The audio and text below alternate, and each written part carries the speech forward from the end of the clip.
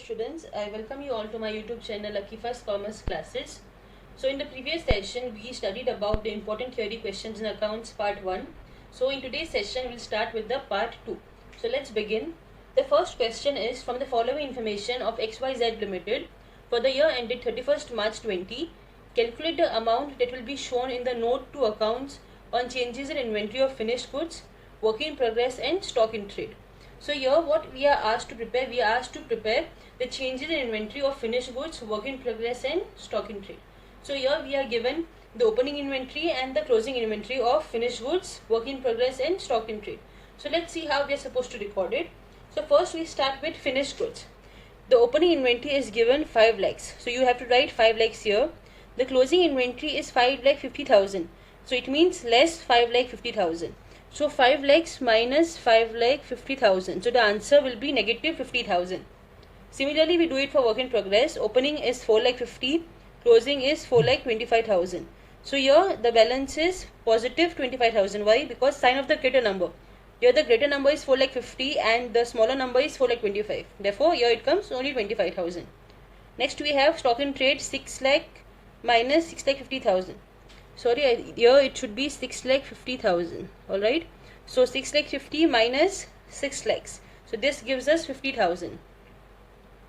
So here these two amounts are plus amounts. Okay. And this is a negative amount. So what you do, you start with calculating or adding these two. 50 plus 25 will be 75,000 less 50,000. And the balance amount is 25,000. So this is how you are supposed to solve a problem whenever you are given opening and closing.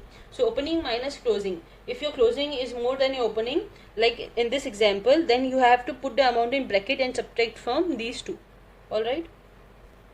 So we have our question number 2. From the following information, calculate employee benefit expenses. And we are given wages, salaries, bonus, staff welfare expenses and business promotion expenses.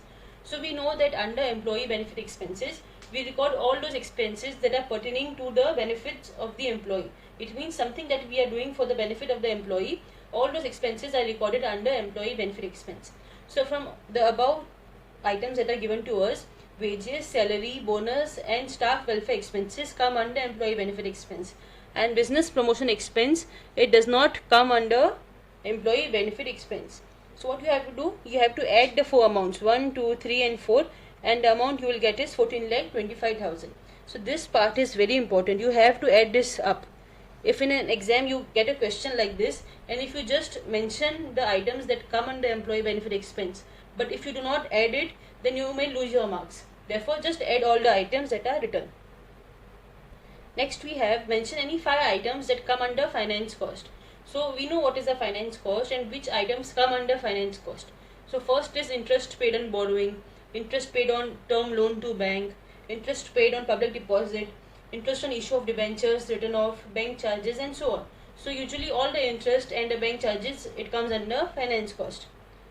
Next we have identify which of the following items will be shown under other expenses. So here we are given salary, postage expenses, telephone and internet expense, rent, carriage inward, depreciation, computer software, computer hiring charges, audit fees and bonus. From this we have to identify which items come under other expenses.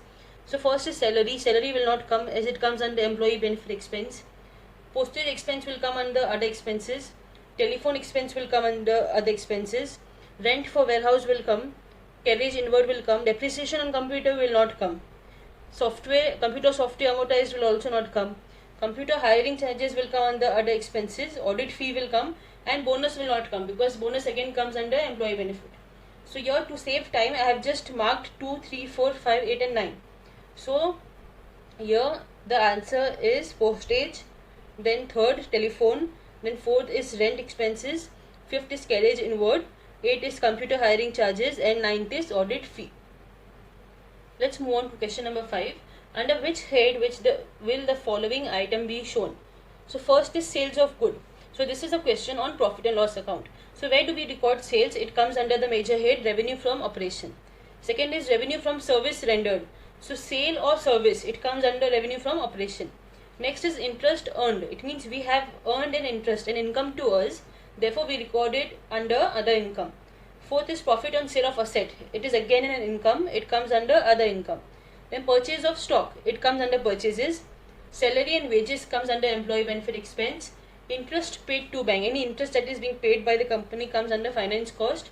And we have carriage outward. So carriage outward is an other expense. Next question we have is distinguish between debentures and shares. Next question that we have is distinguish between debentures and shares. So any 2 points. So the 2 points that I have considered is ownership and return. So under ownership, we have to remember that debenture holders, they are like a lender to the company. They can never be termed as the owner of the company. But in case of shares, a shareholder is the owner of the company. Second point is return. So return on debentures, whatever return you give on the debentures, it is known as interest. And this interest, it has to be paid compulsorily irrespective of whether the company is earning profits in a particular year or into losses in a particular year. It means this interest amount is fixed. On the other hand, in case of shares, the return on shares is known as dividend, and this dividend is paid only when the company makes profit. And in case of shares, the return that is given on shares is called dividend, and this dividend, it is paid only when the company makes profit. So for example, if in a particular year when the company is not making profits, then this dividend is not paid. Next is name the type of debenture which are payable only when the person is holding the debenture. So such kind of a debenture is known as bearer debenture. Next we have pass the journal entries when 10,000 debentures of rupees 100 each are issued as a collateral security against bank loan of rupees 8 lakh. So here your journal entry will be debenture suspense account debit to debenture account. Here it means that in order to get a loan of rupees 10 lakhs, you are providing a collateral security of rupees 8 lakhs towards the bank. So here debenture suspense account debit 10 lakhs to debenture account, and the narration is being 10,000 debentures issued at rupees 100 collateral security against bank loan of rupees 8 lakhs. Question number 9 is give any 3 features or characteristics of debentures. So firstly, debenture, it is a written document or a certificate that acknowledges the debt by the company. It means it is a proof that so and so company has taken an amount of money from through debentures. Next is mode and period of repayment of the principal amount as well as the interest is fixed. And thirdly, the rate of interest is specified. Like for example, if the rate of interest is 9%, then the title of debentures will be 9% debentures. If it is 10%, then it will be 10% debenture. So in short, any number that appears or any percentage that appears before the debenture, that is the rate of interest. Moving on to the last question in this video, that is write a note on different kinds of debentures. So this question is also important from theory point of view. I feel you will at least get one question on the different kinds of debentures, and they are very easy. You just have to understand. There is no need of mugging up or by hearting anything. So let's start. First is from security point of view. So from the point of security, there are 2 kinds of debentures. One is secured and the other is unsecured.